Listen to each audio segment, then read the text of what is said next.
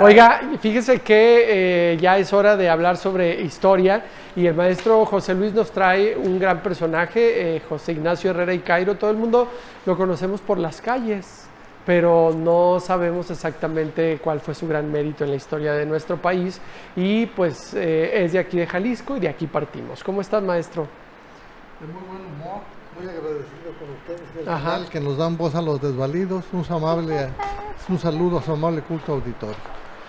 El señor Herrera me pidió que si habláramos de este personaje porque fue nieto, su abuelo fue nieto de él. El nombre se me olvidó, pero el apellido se me quedó grabado. Señor Herrera, con muchísimo gusto lo vamos a hacer.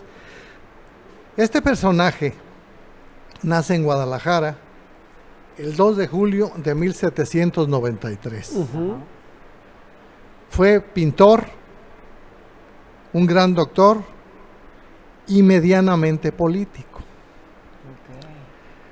Pero lo interesante del doctor, que él fue el retratista más importante del siglo XIX en este país. O sea, además de la parte de la medicina, le gustaban las artes. Sí, claro. Su familia tenía taller de pintura y allá aprendió él prácticamente a conocer los pinceles, las pinturas. Pero él fue un excelentísimo doctor, estudia en el Seminario Conciliador de Guadalajara y termina la carrera de doctor en la Facultad de Medicina de la Universidad de Guadalajara, siendo uno de los mejores doctores de su época. Un doctor, decían que era casi científico, pero lo importante del doctor es que fue muy benévolo y muy caritativo con los desprotegidos y con los humildes, al grado de que les regalaba la consulta y les regalaba las medicinas cuando él tenía. Pero este gran personaje creo que se equivoca. Según las voces del viento de la historia, se mete a medio político. Pues ni tan medio, porque pues termina siendo gobernador. Sí, pero él no era político.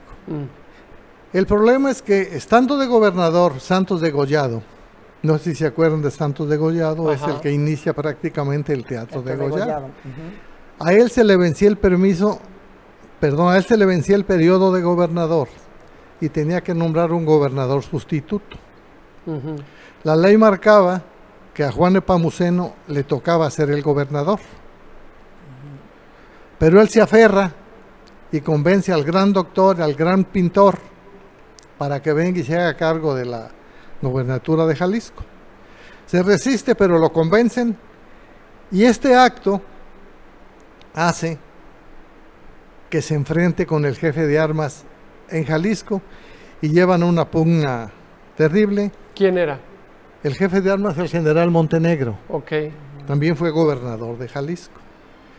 Pero lo curioso es que él defendía el federalismo, pero sin embargo defendía arduamente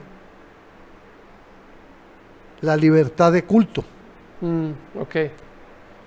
Ese es el gran mérito de él. Fue un gran federalista, fue un gran pintor. Mira, lo que pasa es que una enciclopedia lo menciona como retratista. Yo quiero pensar que porque en ese entonces creo que no había todavía fotografía. Por ejemplo, si tiene usted el caso de Miguel Hidalgo, que nadie sabe que Miguel Hidalgo no es la pintura de... No es la figura del hombre pelón. No es la figura del hombre pelón. Exacto. Es la figura de su hermano Mariano, que tenía una pintura. Con Miguel Hidalgo en ese entonces no le habían hecho ninguna pintura. Su papá era de muy buena posición económica y su hermano Mariano tenía una pintura. Digamos que no tenemos tantas imágenes de él. De Hidalgo, de Hidalgo hay muchas imágenes. No, de él sí. No, yo porque él ya fue. Lo que mencionaba es que no había fotografía. Mencionaba yo que una enciclopedia lo da como retratista y otra enciclopedia aparece como pintor. Yo quiero pensar que él fue retratista porque pintaba personas, y creo que porque no había fotografía.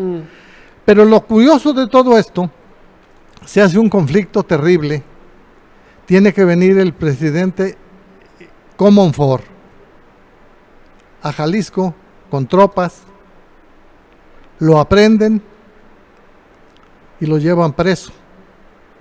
Lo curioso de Las Voces del Viento de la historia, él dura preso solamente 2 días, pero lo curioso es que la historia dice que a él lo drogan completamente para poderlo fusilar. Van al calabozo, 4 soldados lo sacan cargando en peso, lo llevan, lo paran ante el paredón y así lo fusilan. ¿Por qué les decía yo que fue medio político? Para empezar, él no debería haber aceptado porque la ley no lo protegía. Ese fue el gran problema. Él, de ser un excelente doctor, va y agarra algo que no le pertenecía. Eso hace un gran conflicto. Ese gran conflicto. Él es gobernador en 1826. Dura solamente cerca de 32 días de gobernador, y en ese pequeño periodo se hace todo un circo por todos lados, ¿no? Y en efecto, como Carlos atinadamente mencionaba, pues lo único que conocemos es una calle que está en Santa Teresita, ¿verdad? Claro. Pero es todo un personaje. Tenemos que resaltar que fue uno de los mejores doctores, un doctor muy humano, sobre todo un doctor muy humano con los desprotegidos, repitiendo que no les cobraba la consulta, iba personalmente a su casa, y cuando él tenía medicina les regalaba también la medicina que tenía. Entonces, por eso yo que fue medio político. Ajá. Y no tenía para qué haberse metido en perros pintos, oiga, ¿no? ¿Y cuál circunstancia de las que nos acaba de contar es la que usted cree que lo haya llevado a ser considerado como un hombre importante dentro de la historia del Estado? ¿Su parte médica, su parte artística o su parte política? Mire, vamos entendiendo que la política es un merequetengue. Ajá. En la política no existen los amigos, sí existen los enemigos. Yo pienso que a él le llenaron de humo la cabeza, le dijeron que con su presencia era un personaje, que la sociedad iba a estar muy conforme con él. Por lo que hacía de ayudar a la gente, ¿no? Porque era querido, me imagino. Exactamente, ese es el tema. Pero yo creo que él no debería de haber aceptado. Ahorita, pues a quien se lo ofrezcan, olvídese, es todo, es uno de que hay pleitos y circunstancias. Y a él lo llevan prácticamente sin querer tomar la gobernatura. Porque les convenía en ese momento. Lo que yo quiero pensar, que no le explicaron a él, que la ley marcaba que el gobernador sustituto tenía que ser Juan Nepomuceno Cumplido. Y es donde yo creo que se equivocó o lo engañaron. Ese es prácticamente el evento. Pero señor Herrera, pues de la mejor manera le estamos tratando de cumplir lo mejor que podamos. Le mandamos un saludo y muchas gracias por habernos pedido que hablásemos de este personaje. Muy bien, muy interesante.